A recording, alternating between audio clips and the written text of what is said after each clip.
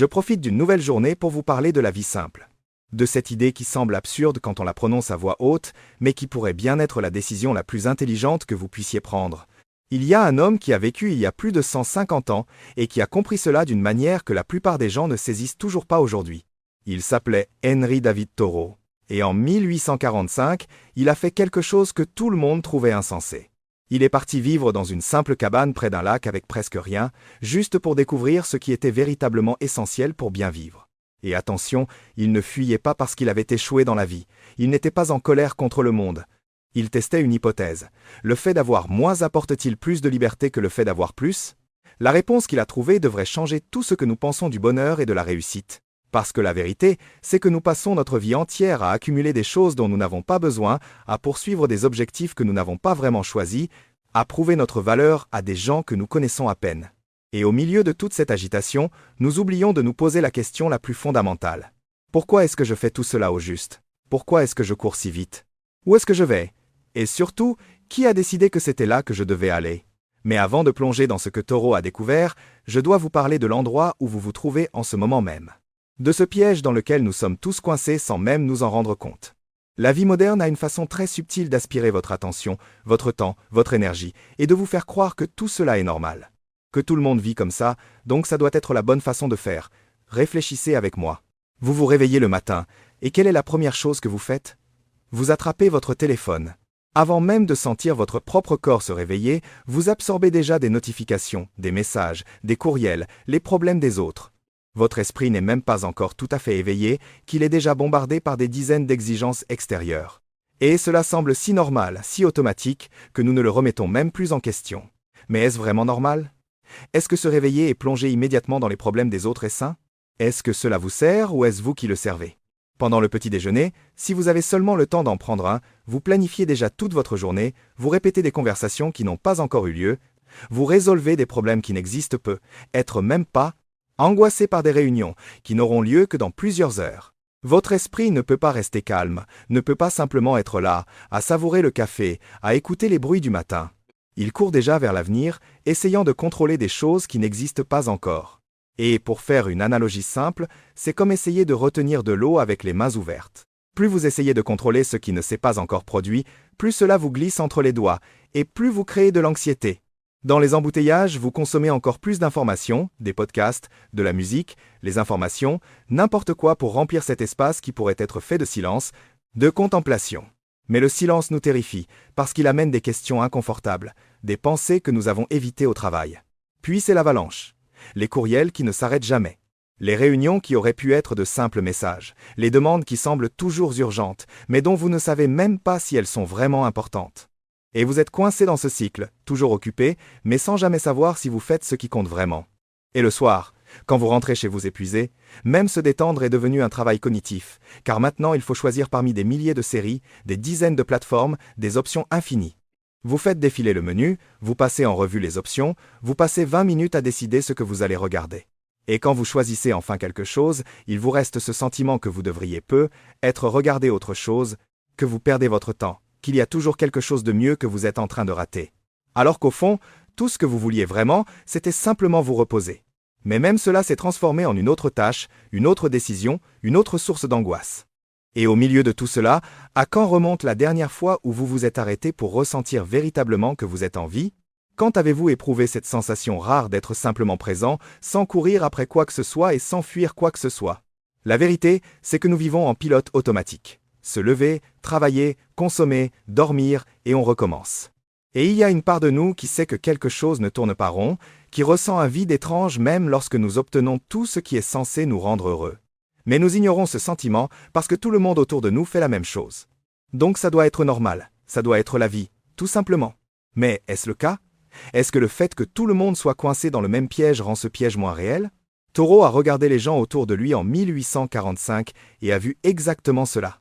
Et écoutez bien, car c'est fascinant, il n'y avait pas d'Internet. Il n'y avait pas de téléphone portable.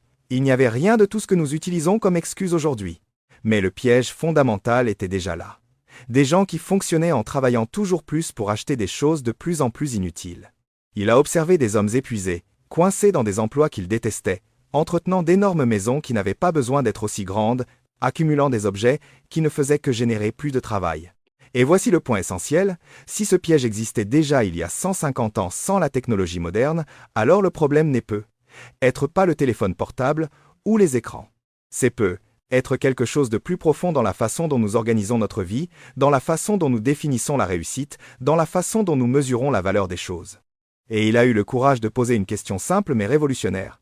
Et si je retirais tout ce qui est superflu pour ne vivre qu'avec l'essentiel? Que reste-t-il? Qu'est-ce qui est véritablement nécessaire pour avoir une belle vie? Alors il y est allé. Il est parti à l'étang de Walden, a construit une petite cabane de ses propres mains, a planté de quoi se nourrir et a vécu avec presque rien pendant 2 ans. Et je ne cesse de penser au courage que cela exige. Je ne parle pas de courage physique. Je parle de courage philosophique, celui de regarder sa propre vie et de remettre en question tout ce que l'on a toujours accepté comme une vérité absolue. Il est beaucoup plus facile de se plaindre que la vie est compliquée, tout en continuant à faire les choses de la même manière que d'avoir l'honnêteté de se demander « Se pourrait-il que ce soit moi qui complique les choses? Se pourrait-il que je puisse choisir de vivre autrement ?» Et savez-vous ce qu'il a découvert en vivant ainsi? Que le minimum était plus que suffisant. Que la simplicité n'était pas un abandon. C'était la liberté. Que moins vous en avez besoin, plus vous êtes libre. Cela peut ressembler à un cliché, mais cela porte en soi une vérité profonde que la plupart des gens ne comprennent jamais. Nous avons été conditionnés à croire que plus, c'est toujours mieux, que l'accumulation est synonyme de progrès. Mais et si c'était l'inverse? Et si chaque chose que vous ajoutez à votre vie, au lieu de vous libérer, vous emprisonnez un peu plus? Et si le bonheur ne consistait pas à atteindre le niveau supérieur, mais à accepter enfin que vous en avez déjà assez? Maintenant, je veux que vous vous arrêtiez une seconde et que vous vous demandiez « De quoi ai-je vraiment besoin ?» Pas ce que la société dit dont vous avez besoin, pas ce que vos parents attendaient de vous, pas ce que vos amis possèdent et que vous sentez que vous devriez posséder aussi, mais ce dont vous, au fond de vous, quand vous êtes seul le soir avant de dormir, avez vraiment besoin pour être heureux. Et voici la vérité qui dérange, c'est beaucoup moins que ce que vous pensez. C'est beaucoup moins que ce qu'ils vous ont fait croire. Pensez à tout ce que vous possédez. Chaque objet dans votre maison porte un poids invisible. Ce canapé que vous avez acheté et que vous utilisez à peine, il n'occupe pas seulement un espace physique. Il occupe un espace mental. Vous devez le nettoyer, l'entretenir, vous en soucier. Quand quelqu'un renverse quelque chose, vous devenez anxieux. Quand vous voyez une égratignure, vous êtes irrité. Est-ce votre relation avec le canapé, ou est-ce le canapé qui vous contrôle? Cette voiture dans le garage, ce n'est pas seulement le prix que vous avez payé quand vous l'avez acheté. C'est l'assurance qui vous coûte des centaines d'euros chaque mois. C'est l'entretien coûteux tous les 6 mois. C'est le carburant qui semble ne jamais suffire. C'est l'inquiétude constante qu'elle soit volée, rayée, abîmée. C'est le stress quotidien des embouteillages qui vous laisse tendu avant même d'arriver au travail. Possédez-vous la voiture ou est-ce la voiture qui vous possède? Ces piles de vêtements dans le placard que vous n'avez pas portés depuis des mois peut être des années. Ils occupent un espace qui pourrait être vide, léger, paisible, et vous devez toujours les ranger, décider quoi en faire, ressentir cette culpabilité chaque fois que vous les regardez et vous rappeler l'argent que vous avez dépensé. Et la vérité qui dérange, c'est que chaque chose que vous possédez exige quelque chose de vous en retour. Elle exige de l'attention, du temps, de l'énergie, de l'argent, des soucis. Les choses que nous possédons finissent par nous posséder. Thoreau a dit cela il y a plus d'1 siècle. Et plus je vis, plus je comprends le poids de cette phrase. Au début, vous achetez quelque chose parce que vous en avez envie, parce que vous croyez que cela va améliorer votre vie d'une manière ou d'une autre.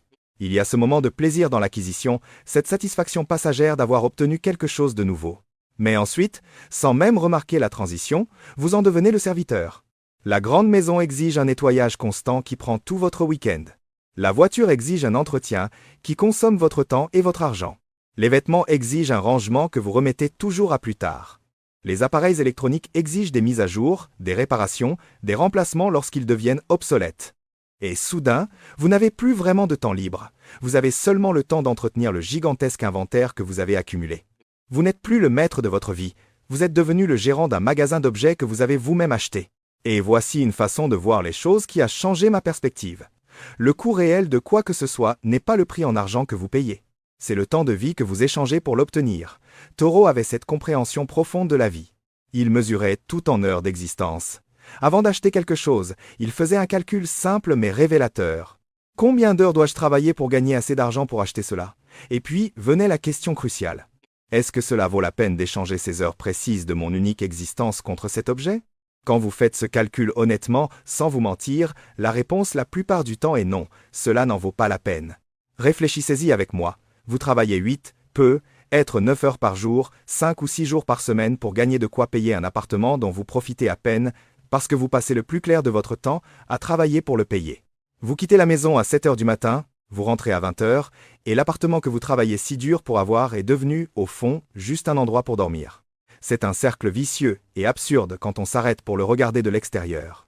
Vous travaillez pour avoir un endroit dont vous n'avez pas le temps de profiter parce que vous travaillez pour l'avoir. Vous achetez des vêtements de marque hors de prix pour impressionner les gens lors d'événements mondains auxquels vous n'aimez même pas assister, mais vous y allez parce que vous vous sentez obligé, parce que ce serait bizarre de ne pas y aller, parce que tout le monde y va, et que vous ne voulez pas être mis de côté. Et vous passez des heures de votre vie à travailler pour payer ces vêtements que vous portez pour impressionner des gens qui, au fond, ne se soucient même pas tant que ça de vous. Et quand vous portez ces vêtements lors de ces événements, vous ne vous amusez même pas vraiment. Vous ne faites que remplir un rôle social, vous faites ce que vous pensez devoir faire. Vous restez dans un travail que vous détestez, qui vous vide, qui vous fait vous réveiller chaque lundi avec ce poids dans le ventre, parce que vous devez maintenir un niveau de vie qui, quand vous êtes honnête avec vous-même lors d'une nuit sans sommeil, ne vous apporte pas de véritable bonheur. Vous avez la maison, vous avez la voiture, vous avez les vêtements, vous avez les appareils de haute technologie, mais êtes-vous heureux? Avez-vous l'impression de vivre ou de simplement survivre? Faites-vous ce que vous voulez ou ce que vous pensez devoir vouloir? C'est une prison sophistiquée que vous avez construite vous-même, brique par brique, achat par achat, décision par décision, sans vous rendre compte de ce que vous faisiez. Et voici la partie qui peut tout changer si vous avez le courage d'y faire face. La clé de cette prison est dans votre main, tout le temps. Et elle l'a toujours été.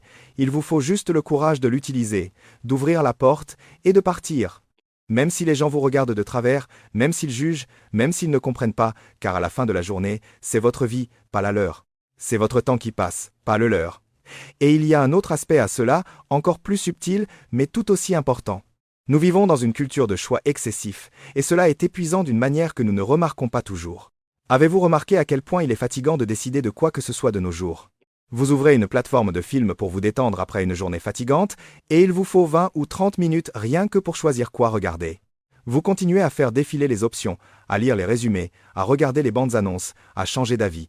Et quand vous choisissez enfin quelque chose, vous le regardez avec une attention distraite parce que vous vous demandez sans cesse si vous ne devriez pas regarder autre chose, si vous ne perdez pas votre temps, s'il n'y a pas quelque chose de mieux ailleurs que vous n'avez pas vu.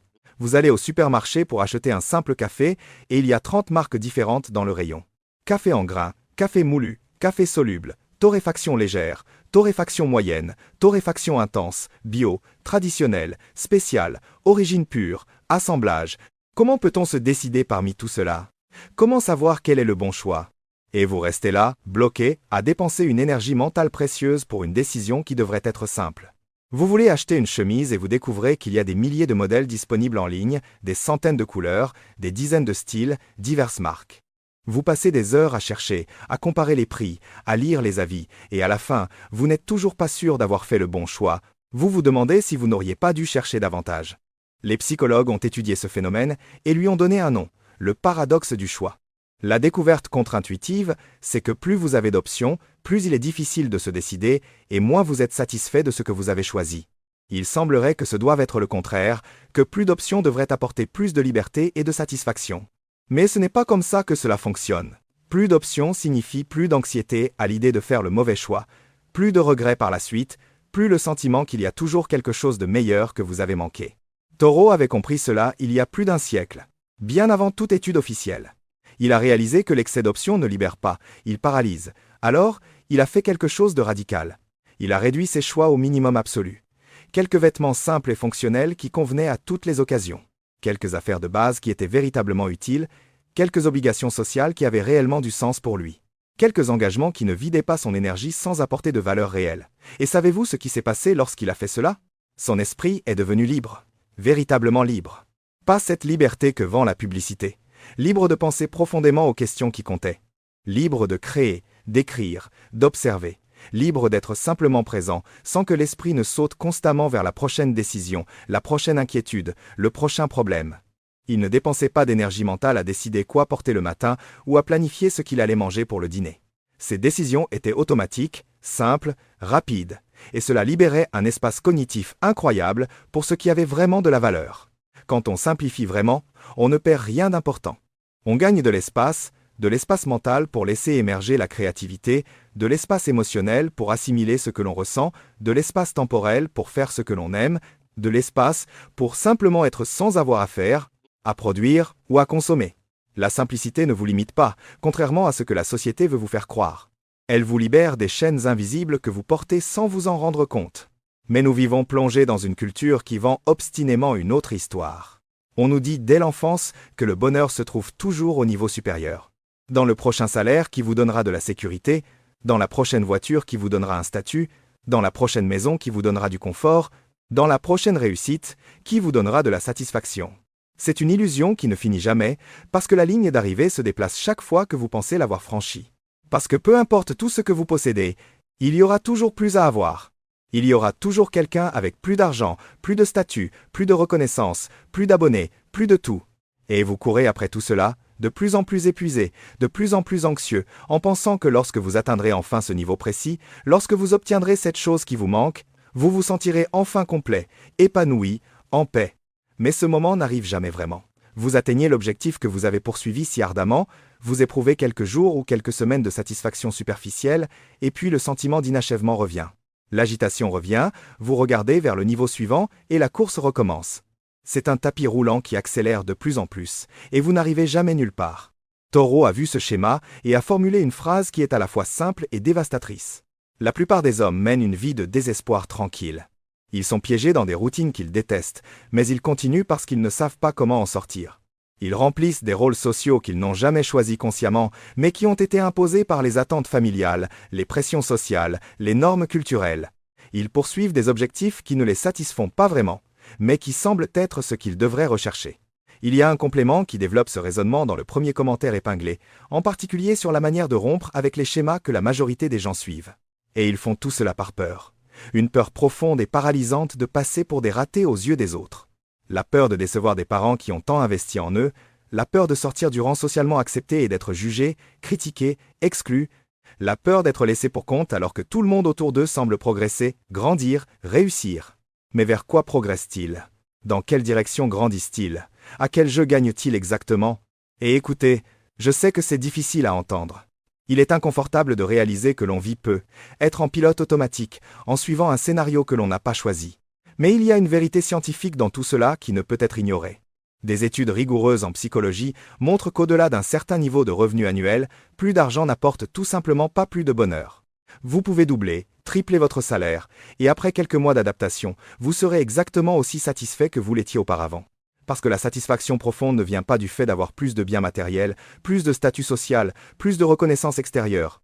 Elle vient de quelque chose de différent, du fait de découvrir et d'accepter ce qui est suffisant. Et ce qui est suffisant est toujours inférieur à ce que vous avez été conditionné à imaginer bien inférieur. Taureau vivait avec si peu que les gens de l'époque trouvaient cela absurde, digne de pitié. Mais il était heureux, véritablement heureux, d'une manière que la plupart des gens autour de lui, pourtant pleins de possessions, ne l'étaient pas. Non pas parce qu'il avait objectivement peu, mais parce qu'il avait découvert ce qui était suffisant pour lui. Et quand vous avez véritablement assez, quand vous le comprenez et l'acceptez vraiment, il se produit quelque chose de presque magique. Vous devenez libre. Libre de l'anxiété constante de toujours vouloir plus. Libre de l'envie en voyant ce que les autres possèdent et en vous comparant à eux. Libre de la peur de perdre ce que vous possédez. Libre de la pression d'impressionner les autres. Vous êtes, tout simplement. Vous existez. Vous êtes là. Et être, exister, simplement être, est l'état le plus rare de l'existence humaine moderne. Nous sommes toujours en train d'aller quelque part, toujours en train de faire, toujours en train de produire, toujours en train de consommer. Mais nous sommes rarement, nous existons rarement. Maintenant, parlons directement du temps, car à la fin de la journée, tout se résume à cela. Le temps est la seule ressource véritablement importante que vous ne pouvez absolument pas récupérer. Vous pouvez gagner plus d'argent si vous en perdez. Vous pouvez vous faire de nouveaux amis si les anciens s'éloignent. Vous pouvez changer de travail si l'actuel ne vous convient pas. Vous pouvez vendre la maison et en acheter une autre. Mais le temps qui est passé pour toujours. C'est fini. Il ne revient jamais. Chaque seconde que vous vivez est une seconde irréversible de moins qu'il vous reste. Chaque minute est unique. Chaque heure qui passe est une heure qui n'existera plus jamais. Et la tragédie absurde de la vie moderne est que nous passons une majorité disproportionnée de notre temps à travailler pour acheter des choses dont nous n'avons objectivement pas besoin pour être heureux. Tout en négligeant de manière chronique ce qui compte vraiment, les connexions humaines authentiques avec les personnes que nous aimons vraiment. La santé physique et mentale qui nous permet de profiter de la vie. Le développement personnel qui donne un sens à l'existence. Les expériences significatives qui créent des souvenirs durables. Les moments simples de paix et de contemplation où l'on existe, sans pression. Thoreau avait une façon brillante de calculer la valeur réelle des choses. Il mesurait tout en heures de vie. Si un objet coûtait une semaine de travail, il se demandait sérieusement « Est-ce que cela vaut vraiment la peine d'échanger une semaine entière de mon unique existence pour cet objet ?» Une semaine, c'est 168 heures qui ne reviendront jamais. 168 heures qui pourraient être passées à lire des livres qui ouvrent l'esprit, à réfléchir à des questions importantes, à écrire des pensées, à marcher dans la nature avec une attention totale, à converser véritablement avec des amis sur des sujets qui comptent. Est-ce que cela vaut la peine d'échanger tout cela, toutes ces possibilités, contre un simple objet matériel? Quand on fait ce calcul honnêtement, la réponse, dans la plupart des cas, est non. Mais nous faisons rarement ce calcul avant d'acheter. Nous achetons de manière impulsive, poussés par la publicité, par la comparaison sociale, par un vide intérieur que nous essayons de combler avec des objets. Et ensuite, nous travaillons pour payer, sans jamais calculer le coût réel en temps de vie. Pensez au nombre d'heures que vous travaillez chaque mois pour payer des choses que vous utilisez à peine, voire pas du tout. Cet abonnement hors de prix à la salle de sport où vous allez 2 fois par mois, et encore. Combien de jours avez-vous travaillé pour payer cette année entière d'abonnement? Et ces 2 fois par mois où vous y allez, en profitez-vous vraiment, ou y allez-vous à la hâte? Courez-vous sur le tapis en pensant au travail? Prenez-vous une douche rapide avant de filer au prochain rendez-vous? La valeur que vous payez n'est pas seulement de l'argent. C'est du temps de vie converti en argent, converti en une promesse de santé dont vous ne profitez jamais vraiment parce que vous n'avez pas le temps d'en profiter. Cet abonnement de vidéo à la demande que vous ne vous rappelez même plus avoir parce que vous en utilisez un autre. Combien d'heures de votre vie ont servi à payer quelque chose que vous n'utilisez même pas? Et pourquoi ne l'annulez-vous pas? Parce que ce n'est que 20, 30 euros par mois, et que cela semble insignifiant. Mais 20 euros par mois, c'est 240 euros par an. Et 240 euros par an pendant 10 ans, c'est 2400 euros jetés par les fenêtres pour quelque chose que vous n'utilisez même pas. Combien d'heures de travail cela représente-t-il? Combien de jours de votre vie avez-vous vendu pour n'avoir absolument rien en retour? Et si vous multipliez cela par tous les abonnements inutiles, tous les services que vous payez mais n'utilisez pas, tous les objets que vous achetez mais dont vous n'avez pas besoin, quelle proportion de votre vie gaspillez-vous? Cette voiture relativement neuve qui reste immobile 90% du temps, parce que vous travaillez tellement que vous avez à peine le temps de conduire ailleurs qu'au travail. Combien de mois, combien d'années de travail a-t-elle coûté? Combien d'années avez-vous travaillé pour réunir l'apport initial? Combien d'années travaillez-vous pour payer les mensualités? Et la voiture est là, dans le garage, pendant que vous êtes coincé au bureau à gagner de l'argent pour la payer. Et quand vous utilisez enfin la voiture, c'est pour aller au travail, pour gagner plus d'argent, afin de continuer à la payer. C'est presque comique quand on s'arrête pour le regarder de l'extérieur, mais c'est tragique quand c'est votre vie. C'est tragique quand vous réalisez que vous êtes coincé dans un cycle où vous travaillez pour avoir des choses que vous n'avez pas le temps d'utiliser, parce que vous travaillez pour les avoir. Chacune de ces choses a coûté de précieuses heures de votre unique vie, et vous ne récupérerez jamais ces heures. Il n'y a pas de remboursement. Il n'y a pas de retour en arrière possible. Vous les avez échangés contre des objets, contre des services, contre un statut, contre une vague idée du bonheur qui ne s'est jamais concrétisée comme vous l'imaginiez. La vie simple, c'est la décision consciente d'arrêter de faire cet échange insensé. C'est choisir de travailler moins pour avoir véritablement plus de temps libre. C'est choisir de posséder moins pour avoir plus de liberté réelle. C'est comprendre que le vrai luxe n'est pas d'avoir tout ce que l'argent peut acheter. C'est avoir du temps abondant et authentique. Du temps pour être avec ceux que vous aimez sans vous presser. Du temps pour faire ce qui vous plaît sans culpabilité.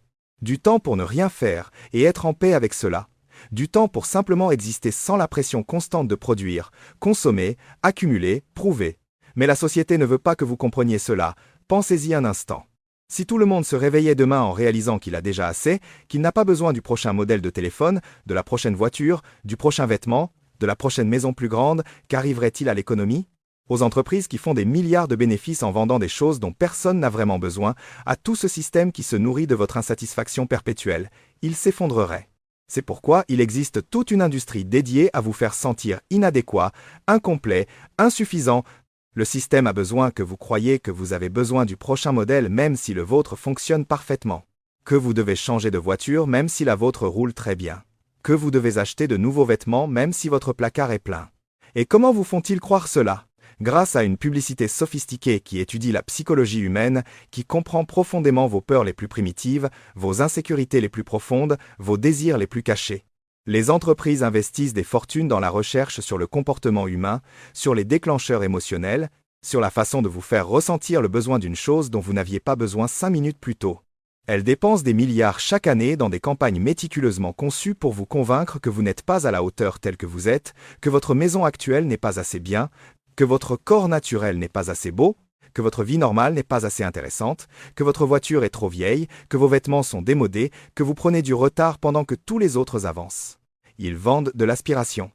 Ils vendent la promesse d'être quelqu'un de meilleur, de plus heureux, de plus prospère, si seulement vous achetez ce qu'ils vous vendent. Et la solution magique, pratique, et toujours disponible consiste à acheter le produit spécifique qu'ils vendent à ce moment-là. Achetez cette voiture et vous aurez du succès, vous serez respecté, admiré. Achetez cette tenue et vous serez séduisant, désirable, remarqué. Achetez ce téléphone et vous serez moderne, à la page, connecté. Achetez cette maison et vous serez heureux, épanoui, complet. C'est un mensonge sophistiqué, emballé dans des images éblouissantes, dans une musique émouvante qui joue avec vos émotions, dans des promesses séduisantes qui s'adressent directement à vos insécurités. Et nous y croyons parce que nous avons envie d'y croire. Nous achetons parce que nous voulons que ce soit vrai. Et ensuite, nous nous demandons pourquoi nous nous sentons toujours vides. Pourquoi le bonheur promis n'est pas venu avec le produit? Pourquoi ce vide intérieur est toujours là, demandant à être comblé par le prochain achat, la prochaine réussite, le prochain objet? Taureau a vu clairement ce mécanisme de manipulation et a choisi de quitter le jeu, non pas par paresse ou par échec, mais parce qu'il était assez intelligent pour se rendre compte que cette course n'avait aucun sens, que les récompenses tant vantées étaient vides de sens, que la seule victoire authentique possible était de ne pas jouer selon les règles imposées. Vivre simplement est un acte de rébellion consciente. C'est refuser le rôle social qu'on vous a attribué. C'est dire non à un système gigantesque qui vous veut anxieux, endetté et obéissant. C'est retrouver votre autonomie, votre liberté, votre propre vie. Et cela exige un courage incroyable parce que vous allez décevoir des attentes. Vos parents vous demanderont avec inquiétude pourquoi vous ne voulez pas une maison plus grande, une meilleure voiture, un poste plus prestigieux. Vos amis trouveront vos choix étranges, ils penseront que vous êtes bizarre. La société dans son ensemble vous regardera avec un mélange d'incompréhension et de pitié, comme si vous aviez renoncé à la vie, comme si vous aviez échoué. Mais la vérité est tout autre. Vous n'avez pas abandonné, vous vous êtes réveillé d'un rêve collectif qui était en fait un cauchemar déguisé. Et voici une chose cruciale que personne ne vous dit. La définition de la réussite que vous portez dans votre tête est une construction sociale, pas une vérité universelle. Grande maison dans les beaux quartiers, voiture étrangère, poste de direction, vacances extravagantes, photos parfaites sur les réseaux sociaux. Qui a décidé que c'était cela, la réussite? D'où vient cette définition? Qui s'est assis et a déterminé que c'était la seule façon valable de bien vivre? Avez-vous décidé cela après avoir profondément réfléchi à vos valeurs les plus authentiques? Après avoir passé des jours, des semaines à réfléchir à ce qui compte vraiment pour vous? Ou est-ce la société qui vous a vendu cette définition toute faite depuis que vous êtes enfant? En regardant la télévision, en voyant des publicités, en écoutant les conversations des adultes sur qui réussit dans la vie et qui échoue. Et vous avez tout simplement intériorisé cela, sans vous poser de questions, sans réaliser que vous acceptiez un scénario écrit par d'autres, avec d'autres valeurs, d'autres priorités, d'autres définitions d'une vie réussie. Taureau a eu le courage intellectuel de remettre en question et de redéfinir la réussite selon ses propres termes, l'autonomie sur son propre temps, de l'espace pour une contemplation profonde, un alignement parfait entre ses actions et ses valeurs personnelles. Il a connu un immense succès selon ses critères qu'il a lui-même établis. Mais c'est un type de succès que la plupart des gens ne reconnaissent pas comme tel, car ils ont été culturellement conditionnés à regarder au mauvais endroit, à travers les mauvaises mesures, vers les mauvais objectifs. La véritable réussite ne consiste pas à impressionner des inconnus sur Internet par des exploits de façade. C'est vivre chaque jour en accord avec ce à quoi vous accordez véritablement de l'importance, et non ce que la publicité vous dit de valoriser. Et cela est différent pour chaque personne.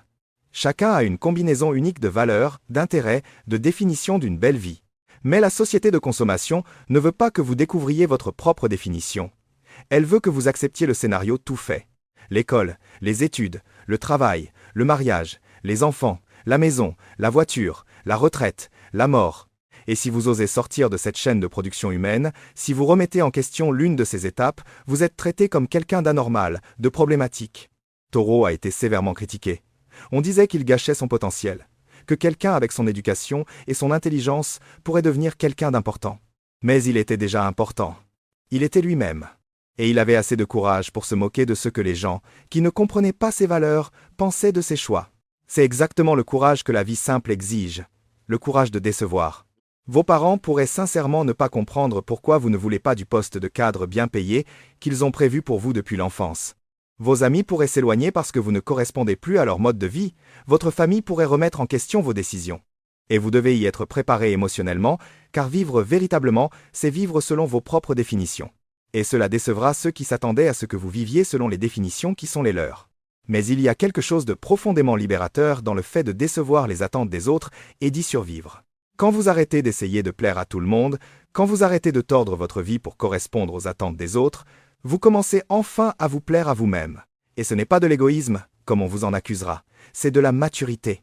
C'est comprendre que vous n'avez qu'une seule vie, qu'une existence unique, et que vous ne pouvez pas la vivre en essayant de correspondre à un scénario que d'autres ont écrit pour vous sans vous consulter, sans connaître vos valeurs, sans comprendre qui vous êtes vraiment.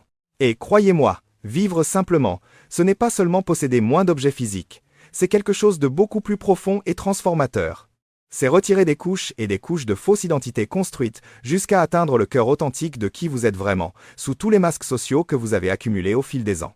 Car lorsqu'on s'arrête pour y réfléchir avec une honnêteté brutale, une part gigantesque de ce que nous possédons, de ce que nous faisons, de ce que nous consommons, de ce que nous affichons, ne sert pas notre véritable essence, notre âme véritable. C'est purement et exclusivement pour projeter une image spécifique et soigneusement construite, pour jouer une identité fabriquée de toutes pièces que nous pensons devoir avoir.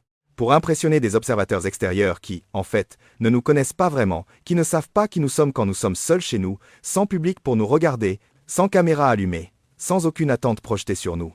Achetez-vous certains vêtements parce qu'ils vous plaisent vraiment, sincèrement? Parce qu'ils vous font vous sentir bien quand vous vous regardez dans le miroir en étant seul, parce qu'ils expriment quelque chose de vrai sur qui vous êtes au fond de vous, ou parce que vous voulez que les autres pensent quelque chose de très précis à votre sujet quand ils vous voient les porter. Vous voulez qu'ils pensent que vous avez du goût, que vous êtes à la mode, que vous avez assez d'argent pour acheter des marques reconnues, que vous êtes branché, que vous êtes professionnel, que vous êtes tout ce qui ne correspond pas nécessairement à ce que vous êtes vraiment, mais qui est l'image soigneusement construite que vous voulez projeter au monde. Acceptez-vous certains emplois parce qu'ils vous épanouissent profondément en tant que personne, parce que vous vous réveillez chaque jour enthousiaste à l'idée d'y travailler? Parce que vous sentez que vous faites quelque chose de significatif, qui a de l'importance. Ou parce que le titre du poste semble impressionnant quand vous le dites aux gens lors de soirées ou d'événements mondains. Parce que vos parents sont visiblement fiers quand vous dites où vous travaillez et ce que vous faites. Parce que vos anciens camarades d'école envieront votre apparente réussite professionnelle. Et vous pourrez enfin montrer que vous avez réussi dans la vie, que vous n'êtes pas resté à la traîne. Fréquentez-vous certains endroits, des restaurants considérés comme sophistiqués, des événements mondains reconnus, parce que vous les aimez sincèrement et que vous vous y amusez, parce que vous vous sentez bien dans ces environnements, parce qu'il y a quelque chose dans ces espaces qui résonne avec qui vous êtes, ou parce que vous voulez être vu dans ces endroits précis. Vous voulez que les gens sachent que vous y allez. Vous voulez prendre des photos pour les publier sur les réseaux sociaux et montrer que votre vie est intéressante, enviable, digne d'admiration, de mentions j'aime et de commentaires valorisants. Publiez-vous certaines choses sur les réseaux sociaux parce qu'elles sont sincèrement importantes pour vous, parce que vous voulez partager quelque chose qui a un sens réel, ou parce que vous avez calculé précisément, consciemment ou non. Quel type de contenu générera plus d'engagement, plus de validation externe, plus de confirmation sociale, que vous réussissez bien dans la vie selon les normes que tout le monde a accepté de suivre? Taureau demandait toujours « Qui suis-je quand je retire tout ce qui est extérieur? Quand j'enlève les masques, les mises en scène, que reste-t-il » Beaucoup de gens ont peur de cette question parce qu'ils ont passé tellement de temps à construire un personnage qu'ils ne savent plus ce qui existe en dessous. Mais c'est le voyage le plus important que vous puissiez faire, découvrir qui vous êtes vraiment. Pas qui vous prétendez être. Pas qui les autres veulent que vous soyez, mais qui vous êtes quand personne ne vous regarde. Et la vie simple force cette découverte. Quand on retire l'excédent, il n'y a plus nulle part où se cacher. Il n'y a plus d'objet pour définir votre identité. Il n'y a plus de statut pour valider votre existence. Il ne reste que vous. Et soit vous vous trouvez, soit vous vous perdez. Taureau s'est trouvé lui-même, et ce qu'il a trouvé était suffisant. Il y a encore une chose qu'il avait comprise. L'importance de la nature, non pas comme un beau décor, mais comme une enseignante. La nature fonctionne selon des rythmes qui ne peuvent être forcés. Un arbre ne pousse pas plus vite parce que vous le voulez. Une saison n'arrive pas avant l'heure. Et observer cela enseigne la patience, l'acceptation, la présence. La nature montre aussi l'échelle des choses. Quand vous êtes face à une montagne ou à un océan, vous réalisez à quel point vous êtes petit, à quel point vos soucis sont éphémères, à quel point la vie est plus grande que vos angoisses. Taureau passait des heures à observer un lac, un arbre, un oiseau. Et ce n'était pas une perte de temps, c'était un moyen de retrouver une juste perspective. Parce que dans le rythme effréné de la vie moderne, nous perdons la capacité d'être tout simplement. Nous avons toujours besoin de faire quelque chose, de produire quelque chose, de consommer quelque chose. L'idée de se contenter d'observer semble être un gaspillage, mais ce n'est pas le cas. C'est tout le contraire. C'est la seule façon de voir véritablement. Et la nature est accessible à tous. Vous n'avez pas besoin d'aller dans une forêt isolée. Un parc fait déjà l'affaire. Un jardin, une place, n'importe quel endroit où vous pouvez quitter le mode urgence pour entrer en mode présence, car la présence est l'antidote à l'aliénation moderne et la nature est le meilleur endroit pour s'y exercer. Mais soyons pratiques maintenant. Comment commencer à simplifier votre vie dès aujourd'hui? Vous n'avez pas besoin de tout vendre et de partir vivre dans une cabane. Taureau ne vous demande pas cela. Il vous demande de vous interroger, de regarder votre vie et de vous demander « Qu'est-ce qui me sert vraiment ici et qu'est-ce que je sers sans me poser de questions ?» Commencez petit, mais commencez aujourd'hui. Choisissez une seule pièce de la maison. Regardez les objets. Prenez-en un dans vos mains et posez-vous 3 questions honnêtes. Est-ce que j'utilise vraiment cela? Est-ce que cela m'apporte de la joie ou remplit un but précis? Si je ne possédais pas cela, ma vie serait-elle significativement pire? Si la réponse est non, donnez-le, jetez-le, libérez de l'espace. Vous ressentirez le soulagement immédiatement, car l'espace physique crée de l'espace mental. Et l'espace mental est le lieu où réside la clarté. Mais ne le faites pas de manière automatique. Prenez vraiment chaque objet en main. Sentez son poids. Demandez-vous, à quand remonte la dernière fois que j'ai utilisé ça? Pourquoi ai-je acheté ça? Qu'est-ce que j'attendais que cela apporte à ma vie? Est-ce que ça l'a fait? Et si la réponse est non, si cet objet est juste là à prendre de la place, à prendre la poussière, à créer cette culpabilité silencieuse chaque fois que vous le regardez et que vous vous rappelez l'argent dépensé, laissez-le partir. Donnez-le à quelqu'un qui en a besoin. Vendez-le s'il a de la valeur ou jetez-le de manière responsable et ressentez le soulagement, la légèreté qui survient lorsque vous libérez de l'espace. Ensuite, examinez vos engagements avec la même honnêteté, regardez votre emploi du temps hebdomadaire. Combien de choses faites-vous parce que vous en avez sincèrement envie et combien parce que vous pensez simplement que vous le devez? Ce dîner mensuel en famille qui vous laisse toujours tendu, où il y a toujours cette personne qui pose des questions intrusives, y allez-vous parce que vous le voulez ou parce que ce serait un scandale si vous n'y alliez pas? Cet événement de réseautage où vous vous sentez mal à l'aise à faire la conversation de façon superficielle avec des inconnus en feignant l'intérêt pour des discussions vides de sens. Y allez-vous parce que vous croyez sincèrement que cela vous aidera ou parce que tout le monde dit que vous devriez y aller, que c'est important pour votre carrière. Ce service que votre ami vous demande toujours et auquel vous répondez toujours oui, même si vous avez vraiment envie de dire non, même si vous savez que cela va vous épuiser, que cela prendra du temps, sur les choses qui comptent vraiment pour vous.